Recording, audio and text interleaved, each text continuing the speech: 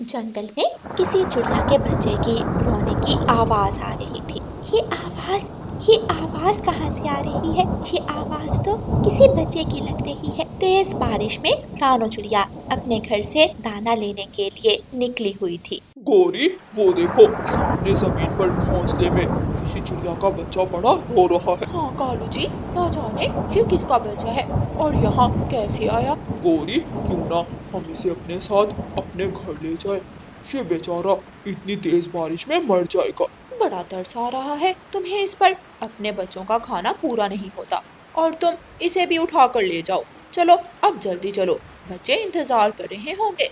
गोरी कौवी और कालू कौवा उस चिड़िया के बच्चे को रोता हुआ छोड़कर वहां से चले जाते हैं। रानो चिड़िया आवाज का पीछा करती करती उस बच्चे के पास आती है। चुप चुप हो जाओ बेटा, ना जाने ये बच्चा किसका है। मम्मा चिड़िया उस बच्चे को उठाती है और अपने घर ले जाती है। मम्मा, ये कौन है? गुड़िया बेटी, ये मुझे जंगल से मिला, शायद तेज हवा से उड़कर यहाँ आ गया। रानो चिड़िया उस बच्चे को दाना खिलाती है। बारिश रुक जाए फिर हम इसके मम्मा पापा को ढूंढेंगे। कुछ देर बाद बारिश रुक जाती है। रानो चिड़िया सभी पक्षियों के घर जाती है और उस बच्चे के बारे में पूछती है, मगर किसी भी पक्षी को उस बच्चे के बारे में नहीं मालूम था कि वो बच्चा कहाँ से आया। अब मैं क्या करूं? ना जाने ये मासूम बच्चा किस पक्षी का है। रानो बहन, मैं दूसरे जंगल जाता रहता हूँ। मैं वहाँ पक्षियों से पूछकर आपको बताऊंगा। आप परेशान मत हो। ठीक है तोते भैया, तब तक मैं इस बच्चे का ख्याल रखूंगी। यूं ही दिन गुजरने लगे, मगर उस नन्हे पक्षी के माता पिता का कुछ पता न चला। वो रानू चिड़िया के साथ ही रहने लगा और उनके परिवार का हिस्सा बन गया। राजू भाई, चलो बाहर खेलने जाते हैं। मम्मा, मैं चला जाऊं? हाँ राजू बेटा, चले जाओ, मगर जल्दी घर लौट आना। राजू और गुड़िया खेलने के लिए चले जाते हैं। बच्चे नदी किनारे फुटबॉल से खेल रहे थे। किकी, हम दोनों भी खेलेंगे। गुड़िया आ जाओ, बड़ा मजा आ रहा है। गुड़िया, अगर तुमने खेलना है तो खेलो, मगर इस राजू को हम अपने साथ नहीं खिलाएंगे। मगर क्यों? ये मेरा भाई है। ये तुम्हारा भाई नहीं है, इसको तो तुम्हारी मम्मा जंगल से उठा कर लाई थी। राजू की आंखों में आंसू आ जाते हैं। चक्कू, तुम बहुत बुरे हो, तुमने मेरे भाई को परेशान किया। आज के बाद मैं भी तुम्हारे साथ नहीं खेलूंगी। राजू रोते हुए घर चला जाता है। गुड़िया भी उसके पीछे ही चली जाती है। राजू बेटा, क्या हुआ है? तुम रो क्यों रहे हो? किसी ने मारा है क्या? मम्मा, मेरे मम्मा पापा कहाँ हैं? राजू बेटा, तुम मेरे बेटे हो, मैं हूँ ना तुम्हारी माँ। मेरी जान, तुम इधर उधर की बातों पर ध्यान मत दिया करो। रानो चिड़िया राजू को समझाती है। राजू आहिस्ता आहिस्ता बड़ा होने लगा। जंगल के सभी पक्षी राजू से बहुत प्यार करते थे, क्योंकि वो एक नरम दिल पक्षी था। वो सबकी मदद करता। राजू बेटा, इधर आओ। जी अंकल कबूतर। राजू बेटा, ये लकड़ियाँ उठाकर मेरे घर रखाओ, मुझे उठाई नहीं जा रही। जी अंकल, मैं अभी रखाता हूँ। राजू वो लकड़ियाँ उठाता है और कबूतर के घर की तरफ उड़ता है। कबूतर भी राजू के साथ उड़ रहा है। राजू कबूतर के घर के सामने जाकर वो लकड़ियाँ रख देता है। शुक्रिया राजू बेटा, ऊपर वाला तुम्हें खुश रखे। राजू जंगल जाता है और दाना तलाश करने लगता है। राजू इधर उधर उड़ता है, मगर उसे कहीं भी दाना नहीं मिल रहा था। सुबह से शाम हो जाती है। आखिर थक हार कर राजू घर वापस आ जाता है। गुड़िया बहन, मम्मा अभी तक घर नहीं आई। राजू भाई, मम्मा की तबीयत ठीक नहीं है, वो बुलबुल डॉक्टर से दवा लेने गई है। क्या हुआ है मम्मा को? मम्मा के पेट में बहुत दर्द है। रानू चिड़िया भी दवा लेकर घर आ जाती है। मम्मा, आप ठीक हैं? हाँ राजू बेटा, तुम परेशान मत हो। बच्चों, आपने कुछ खाया है? नहीं मम्मा, रसोई में कुछ दाना पड़ा है, दोनों बहन भाई खा लो। अगले दिन राजू रानो चिड़िया से कहता है, मम्मा क्यों ना मैं दूसरे जंगल चला जाऊं? मैंने सुना है वहाँ पक्षी लकड़ियाँ काट कर बेचते हैं। राजू बेटा, तुम वहाँ कैसे रहोगे? माँ, मैं अब बड़ा हो गया हूँ। राजू रानो चिड़िया को मना लेता है। फिर राजू दूसरे जंगल काम के लिए चला जाता है। राजू लकड़ियां काटता है और शहर बेचने के लिए निकल जाता है। कुछ दिनों बाद राजू अपने घर पैसे भिजवाने लगता है। कालू जी, मैंने सुना है राजू अब शहर वाले जंगल से पैसे कमाकर घर भेजता है।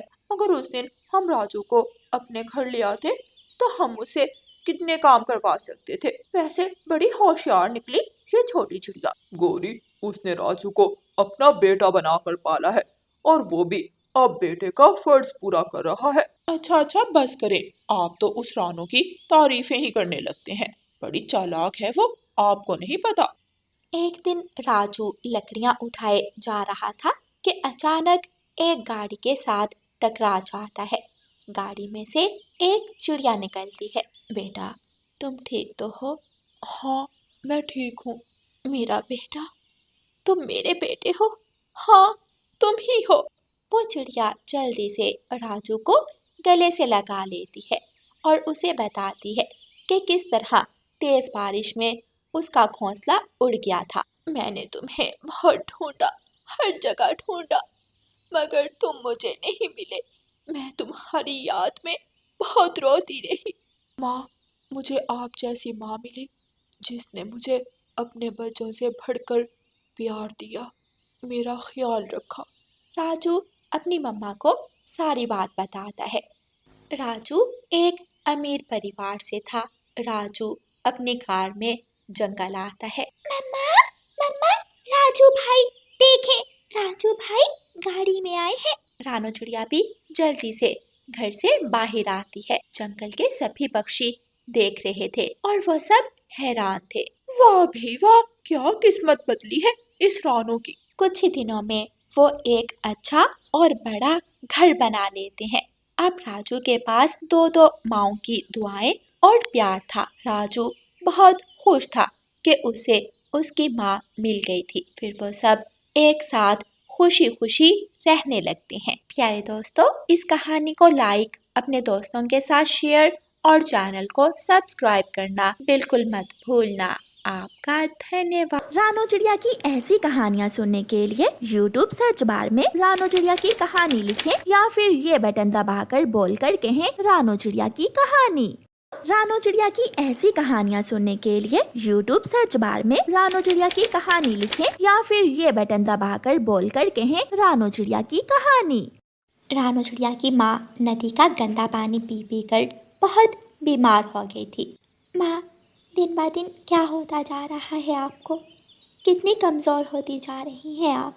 रानो बेटी, नदी का गंदा पानी पी पी कर मेरी ये हालत हो गई है। अगर जल्द इसका कुछ ना किया तो आगे जाकर हमारे जैसे गरीब पक्षियों का हाल और भी बुरा हो जाएगा। जी माँ जी, आप ठीक कह रही हैं, मगर इन इंसानों का हम जैसे पक्षी क्या करें जो अपनी फैक्ट्रियों का गंदा पानी नदी में डाल देते हैं। ना जाने कब अकल आएगी इन कम अकल इंसानों को। रानू चिड़िया अपनी माँ की दिन ब दिन बिगड़ती हुई हालत को देखकर बहुत परेशान रहती थी। माँ जी, मैं अभी आती हूँ। ठीक है रानो बेटी, ध्यान से जाना और जल्दी घर लौट आना। जी माँ जी। रानो चिड़िया घर से बाहर चली जाती है। रास्ते में रानो चिड़िया को लूसी कबूतरी मिलती है। लूसी के साथ उसका बेटा कीकी भी था। लूसी बहन, क्या हुआ है? आप कुछ परेशान लग रही हैं। आप कीकी को उठाए कहाँ जा रही हैं? कीकी ठीक तो है? रानो, मेरे बेटे की तबीयत कुछ ठीक नहीं है। अभी अभी बुलबुल डॉक्टर के पास से ही आ रही हूँ। बुलबुल डॉक्टर बता रही थी कि नदी का पानी पीने के काबिल नहीं है। जो पक्षी भी नदी का पानी पिएगा वो बीमार जरूर होगा। अच्छा रानो चिड़िया, अब मैं चलती हूँ। लूसी बहन, परेशान मत होना, कीकी जल्द ठीक हो जाएगा। पूरे जंगल में सिर्फ एक ही साफ पानी का कुआं था जिस पर गौरी और कालू कौवे का कब्जा था। गौरी कौवी कुएं के पास बैठी थी। कालू जी, ध्यान रखना कोई नीच जात का पक्षी हमारे कुएं के आसपास ना भटके। तुम बिल्कुल भी चिंता ना करो, मैं किसी पक्षी को भी यहाँ तक आने नहीं दूंगा। रात हो जाती है। सब पक्षी अपने अपने घरों में आराम कर रहे थे, लेकिन रानो चिड़िया अपनी माँ की हालत देखकर बहुत परेशान थी। पानी, रानो, पानी, मुझे पानी ला दो, मुझे नदी का पानी ही ला दो। माँ जी, वो पानी नहीं, वो जहर है। मैं आपको वो पानी कैसे दे सकती हूँ? माँ जी, मैं अभी आती हूँ। रानू चिड़िया घर से निकलती है। रानो, रानो बेटी। रानू चिड़िया रात की तारीकी में जंगल निकल जाती है। रानू चिड़िया उड़ते उड़ते गोरी कवि के घर चली जाती है। रानू चिड़िया गोरी कवि के दरवाजे पर दस्तक देती है। गोरी कवि दरवाज़ा खोलती है। गोरी बहन, प्लीज़ मुझे थोड़ा पानी दे दें। मेरी माँ की तबीयत बहुत ख़राब है।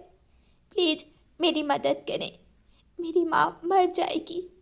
प्लीज़ गोरी बहन, मुझ पर रहम करें। चुप चुप हो जाओ। क्या आधी रात को आकर तुमने मेरा दिमाग खा लिया है? जाओ, चली जाओ यहाँ से। उस कुएं से कोई भी गरीब पक्षी पानी नहीं ले सकता। अगर तुम जैसे गरीब पक्षी भी कुएं से पानी पीने लगे तो क्या फर्क रह जाएगा तुम में और हम अमीर पक्षियों में? चल भाग यहाँ से। गोरी कवि अपना दरवाज़ा बंद कर लेती है। रानू चिड़िया बहुत विनती करती है, मगर गोरी कवि उसकी एक नहीं सुनती।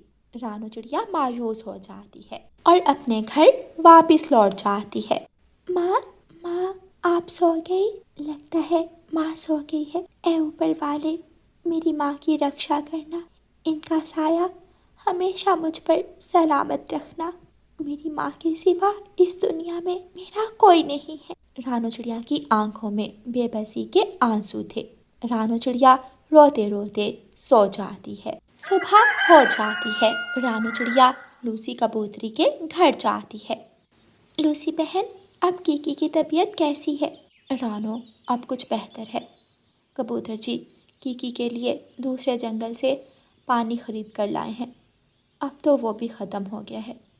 ना जाने हम पक्षी कब तक अपनी ज़िंदगियों से लड़ते रहेंगे। एक गोरी और कालू हैं जो पानी पर सांप बनकर बैठे हुए हैं। कितने बुरे होते हैं ये कौवे। हाँ लूसी बहन, आप ठीक कह रही हैं। उन कौवों में तो ज़रा भी रहम नहीं है। ना जाने कैसे सख्त दिल के हैं वो कौवे। अच्छा लूसी बहन, आप कीकी का ख्याल रखना। मैं चलती हूँ। मैं कीकी को ही देखने आई थी। रानो बहन, तुम्हारी माँ की तबीयत अब कैसी है? वो वो कुछ ठीक नहीं है। मैं भी 2-4 दिन से पानी की खोज कर रही हूँ, मगर साफ पानी कहीं नहीं मिल रहा। इतने में कबूतर घर आ जाता है। उसके हाथ में 2 पानी की बोतलें थीं। रानो बहन, ये लो, ये एक पानी की बोतल तुम अपनी माँ के लिए ले जाओ। मगर इसके पैसे? पैसों की ज़रूरत नहीं है, तुम ले जाओ। रानू चिड़िया खुश हो जाती है।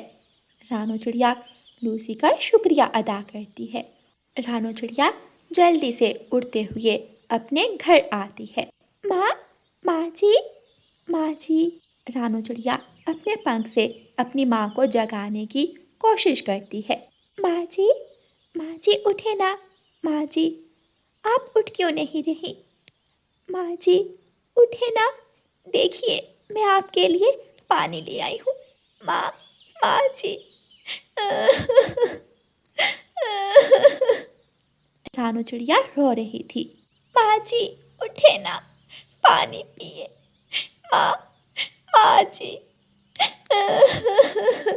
प्यारे दोस्तों, इस कहानी का अगला भाग देखने के लिए कल तक इंतज़ार करें। और आपको ये वाला भाग कैसा लगा है हमें कमेंट करके ज़रूर बताएं। और प्यारे दोस्तों, इस कहानी को लाइक, अपने दोस्तों के साथ शेयर और चैनल को सब्सक्राइब करना बिल्कुल मत भूलना। आपका धन्यवाद।